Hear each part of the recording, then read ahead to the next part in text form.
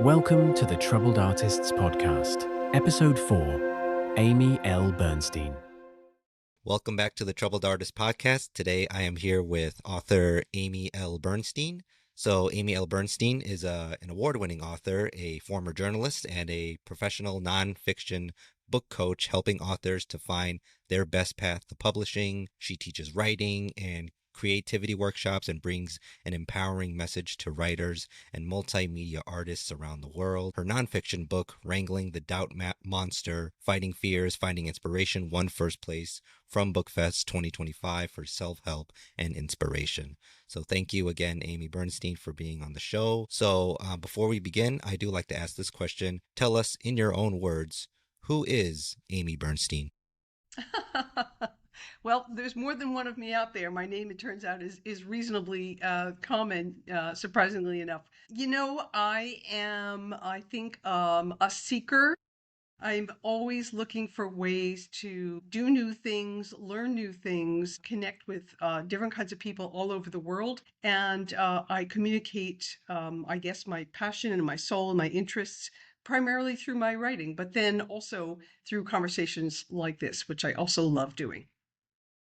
I am curious to know, just like your upbringing as an author, like how did that come about? Was it something that you found very early on in your life, or was it something that you found later on in life? Just tell us about that. I think that writing is just about the only thing I was ever able to do consistently well for the most part. I'm terrible at mathematics.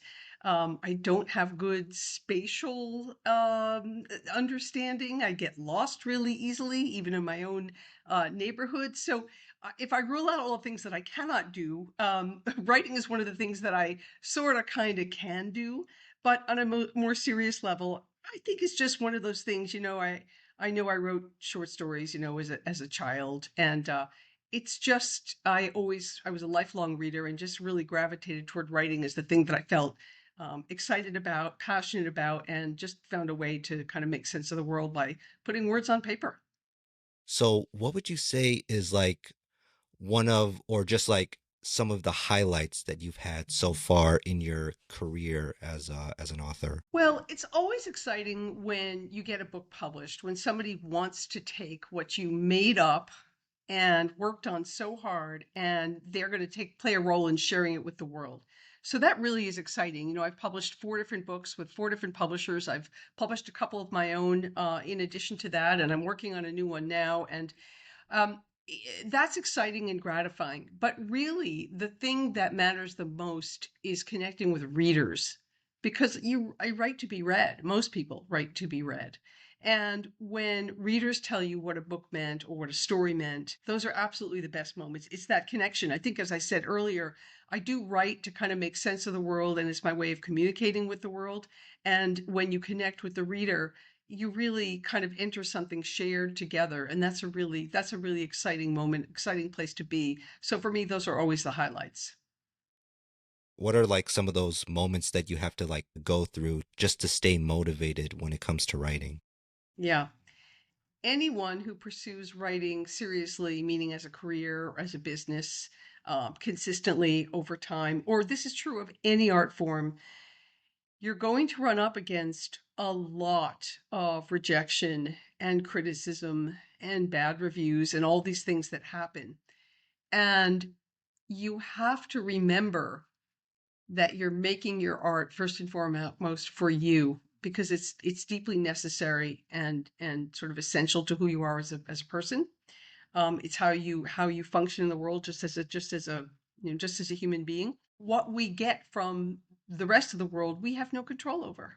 And these things are going to happen. You're going to hear things that make you unhappy and make you insecure, and you have to just be open to letting all of that in, because the good stuff doesn't reach you unless some of the less good stuff reaches you as well. So I've become much more philosophical about this over time. That doesn't mean that rejections don't still sting, but I think that I've begun to put this in a broader perspective. But you have to be prepared for this, and you can't take it deeply personally, even when that's how it seems. Yeah, I understand. Rejection, is something that everyone deals with in life. You can't take that rejection very personally, or you can't let that hit you so deeply that you just decide to quit and do something else, because it's going to be tough.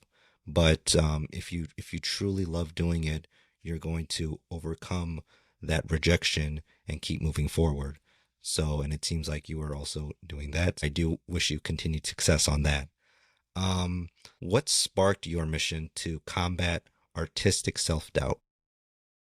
I have been a self-doubter my entire life, and it's taken me a long time to realize all the ways I held back from taking chances, from doing things, from just sort of plunging ahead, from committing to something or from continuing something because I just kept telling myself, no, this isn't for you. You're not good enough. You shouldn't do this. You should go do something that's just more sort of safe and normal. And so I have really been so full of self doubt for so many years that when I look at it, I realize what a block it's been. And part of what I'm devoting the last part of my life to is working with other people and helping them to realize that it doesn't have to be that way. And I'm glad I've finally come to that realization, but it has taken me a very long time. So I know self-doubt. Um, could you share some strategies to manage that self-doubt creativity, that self-doubt creativity, or just any like advice when it comes to publishing that you may have written in one of your books? Yes. So in Wrangling the Doubt Monster, which is the book of inspiration for every self-doubting creative, I make sure that artists feel seen when it comes to doubt. And my big point with the book, and my big point in a lot of my creativity consulting practice, is that we cannot banish doubt. It's there. It's in us. It's part of the human condition. But you can walk with it. You can create a mindset shift that permits more than one thing to be true at the same time. So I can share a couple of really specific strategies then, if I may. Sure, yeah. One is learn how to change the channel in your head. We will always, the negative voices in our head, the self-criticism, the doubts, the anxiety, these things will always win if we let them, because they're very good at commanding our attention and even our central nervous system. But you also have inside you all the memories of all the things that you have done well, that where you have exhibited your competence, where you have succeeded, where you have even exceeded your own expectations. So in changing the channel, you need to consciously allow yourself to not only listen to the doubts and the self-criticisms and all those kinds of things, but also to remind yourself of what you're good at and that you'll continue to be good at those things and even get better. So we have to sort of change the channel in our heads. That's one thing, and that's an important mindset shift. Another thing is not to be fooled and lulled by all the false flags that are portrayed by social media about what success looks like. Those are not the right aspirational targets for any artist, particularly anybody starting out. And it's so important to remember, which social media wants us to not remember at all, that there's only one of you. Only you can make what you can make. And that your own superpower really is that nobody has your brain or your imagination. And so you really can't let these social media symbols of success and wealth and fame and physical perfection and all these things and being the top of the top of the top, you can't let those things be the model for you. You've got to really privilege yourself, put yourself first. That's really important thing to remember. Another important thing to really focus on when you're trying to combat self-doubt is to focus back on your why, your own why. Remind yourself why you're doing the work that you're doing or that you want to do. And you could be a major league athlete, or you could be an entrepreneur, or you could be a writer or a painter, but you're going to go all in on something that you love and something that really lights you up and gets you out of bed in the morning. This is your why, and it's what keeps you passionately connected to this work and letting all that rejection sort of cycle through you, and you have to keep going. So it's so important to stay in touch with that. Just a few more things if I can mention them. Sure. Yeah. Yeah. Go ahead. One is it's really important to gather your allies and keep them close and to distance your adversaries. And what I mean by that is even people who love us and people we trust are often going to say, why are you doing that? Why are you spending so much time on that? You know, you're never going to make any money doing that. Have you finished that book yet? Why is it taking you so long? You know, I don't know. I really think maybe you should put this aside and try something else or get back to X. You were always good at X. And, you know, these are the voices that are only going to exaggerate and actually validate your own self-doubts. It's like a bad echo chamber. You have to see this because this happens all the time. And you have to lovingly distance yourself from these people who in fact are not your champions. They really are functioning as your adversaries. And you really need to find who your true allies really are. Who are the people? Who are the communities? What are the institutions that are going to support and encourage you every step of the way through the ups and downs and remind you of your own capability? That is such an important thing to do for anyone leading a creative life. And then the final thing that I would mention is changing your relationship to what risk and reward look like. Because our culture prizes efficiency, a really fast return on investment. But anytime you set a really ambitious plan in motion, you know, you really can't, your doubts are going to kick up when those conventional measures of success don't materialize in the first 5 minutes, you know, whether that's profit or quick external validation or something of that sort. So you've got to uncouple this notion about taking risk from these traditional rewards and the traditional timelines of things happening fast. Like if it doesn't happen right away, it's not going to happen. That is not true. The world is full of artists who are having their first exhibits in their 70s and 80s. So you have to separate yourself from that and view risk and reward as something that you pursue outside of these cultural time constraints that we argue in. These are some of the things, these are some of the mindsets that creative people can really learn by and benefit from if they can really sort of put them into practice. How can midlife artists reignite their creative passion? Like if they are kind of in like that sort of writer's block or they just are struggling. So how can they sort of reignite that creativity? Well, first, I mentioned a moment ago about kind of staying in touch with your why. So it's really important to kind of rediscover or reconnect to your why.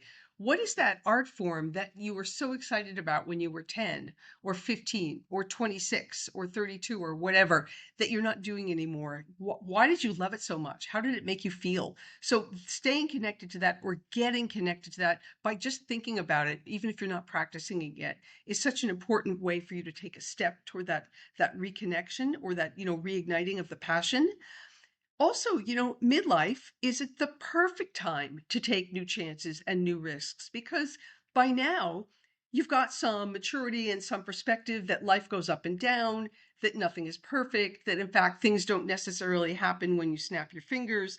And so this is the perfect time to leverage that perspective and use it to your advantage by trying something new, by taking fresh risks, recognizing that, you know, this is going to take time to unfold, right? That this is a discovery process. You may still have ups and downs, but midlife is a great time to do that because you've got some firm sort of guidelines and guardrails and boundaries in place in your life, and you can sort of operate from that position going forward, as opposed to being, you know, 19 or 20 and not really understanding kind of where you are in the world at all, which is a different place. Also, it's so important if you're seeking to reignite your creative passion a little bit later in life that you seek out your people, find your community who is going to support you, as I was saying a moment ago. And that can be also, you can find these people, find this community through workshops, through courses, a certificate program, a new degree program, or frankly, folks who gather at the library because they have a like-minded interest. But it is so important to find your people and your community because you don't need to go this alone, and you'll feel so supported if you can do that. And don't forget that, you know, you can take small steps. You don't have to make these changes all at once. You can try something, and if it doesn't work out, you can try something out, and you can go forward in small increments. You don't have to make radical shifts in your life all at once. So, in terms of people wanting to uh, be an author and maybe or even like an artist of some sort, what are some of those critical steps in transitioning to a creative career? Well, one thing I would suggest, which is going to sound counterintuitive, I would say focus on process before you focus on goals. And what I mean by that is dial into how you want to feel during this transition, and what do you really want to be doing, and what's not in your life now that needs to be for you to feel more nourished. I think I'm referring to those things as sort of like process steps, but I think it's so important to start there as opposed to immediately going toward, well, so in 6 months from now, I'm going to have rented a studio, I'm going to be doing this, I'm going to be doing that, and in a year from now, I will be X. That's fine, but I don't think that that's where you want to start, because that is going to ratchet up your anxiety. It's going to trigger a lot of self-doubt when things don't go exactly the way you envisioned them in terms of goals. So I think that if you can manage this from the inside out rather than from the outside in, you're going to feel more comfortable and experience a transition in a more organic way. So I really advise sitting with those feelings before you get all deep into your goals and your lists and, what here are the steps kind of a thing. And two, I mentioned about, raising your tolerance for risk or learning to manage risk. I think that's so important if you're going to transition to being into a really creative career. You do have to be open to failure and rejection, which we said, because it's how you learn and grow as an artist. It's how you play in that sandbox. You have to accept all that. You just need to start out accepting that. Don't fear it. Don't say, "Oh, I don't want this to happen. I don't want to be rejected." Well, just accept it. Accept it as part of the whole, experience, and do not connect your sense of self-worth with money that you might earn from your art. You need to decouple that relationship, because being an artist often has nothing to do with remuneration. It can, but it often does not, and that's not a value of its worth. Making your art is something that's worth doing for its own sake. Nice. Yeah, I understand that. Yeah, because I feel like as an artist, sometimes we can be so caught up on like one thing, or we can try to, like you mentioned, try to do so much like at once. But like you said, just taking the time to do that, finding the right community and people that will help sort of build you in your career, because it's not something that you can just do by yourself. Like sometimes you have to rely on other people, and just continuing to build that relationship, I think, is also very important. So thank you for sharing that. um could you describe the importance of vulnerability in the creative process? So to be an artist is by definition to be vulnerable, because to make art in really almost any form, we're getting in touch with deep feelings, deep emotions, wounds, trauma, all kinds of experiences that inform our art, because we turn reality into art. So we go through that kind of transformational process. So uh, vulnerability comes in so many different forms with respect to any creative process. I think one of the things that you need to think about is to be open to not knowing. Making art can often come a place of not knowing. I don't know how to do this. I don't know when I will be finished. I don't even know what my beginning looks like. I'm not sure what my process is. There's so much here I don't know about this thing that I'm committing to. And you have to be comfortable with a prolonged state of not knowing. And that's a vulnerable place to be. Again, particularly because of the culture that we're in. We're in a culture that values, look at AI. We're in a culture that demands answers, right? We're all about answers, and we want them fast. but being an artist is about being in a prolonged state of not knowing. So that's important. And, you can't peer into the future as an artist necessarily, or even plan for it. Things happen. Inspiration hits when it hits. Things fall apart when they fall apart. Sometimes we have to start over after a prolonged period, and you didn't know that was going to happen. That's a vulnerable place as well, because we want to have a beginning, a middle, and end, and sort of get there. And you have to be vulnerable enough to recognize that you're not in control of all those things. There's a lot that's just, the mystery of making art and where it comes from, and how we turn our imagination into some kind of reality or interpretive reality. And of course, you just have to be very emotionally authentic and honest with yourself and with the people that you're sharing your work with, because there's a lot of vulnerability to sharing work as well. So that certainly is the name of the game here. And you have to sign up for all of that. Is there any final advice or last minute um, tips or tricks that you want to share to up and coming artists out there or current artists out there that you would like for them to know? Sure. No tricks. There are no tricks. No tricks. I've got some do's and don'ts, but I want to start with the don'ts. And again, I'm reiterating here, but I want to drive this home. Do not look to social media for validation or role models. That's not where true art making begins. So I think that you don't want to use that as a starting point. Don't expect friends and family to support you unconditionally. They may be your adversaries and not your allies, as I noted. Don't expect quick results or overnight success, which, seems obvious, and yet that's what we sort of hope for anyway. And do connect with the practice that really excites your passion. Do what lights you up. Do what makes you feel very alive. Do respect your craft and work at it. Making art is really hard. We're not all born doing it perfectly. We have to learn our craft. We have to practice. We have to make mistakes. We have to get better. Respect your craft and do the work. And finally, do things that terrify you, because you need to be scared sometimes to really have your best creative breakthroughs. Don't play it safe. That's what I'd say.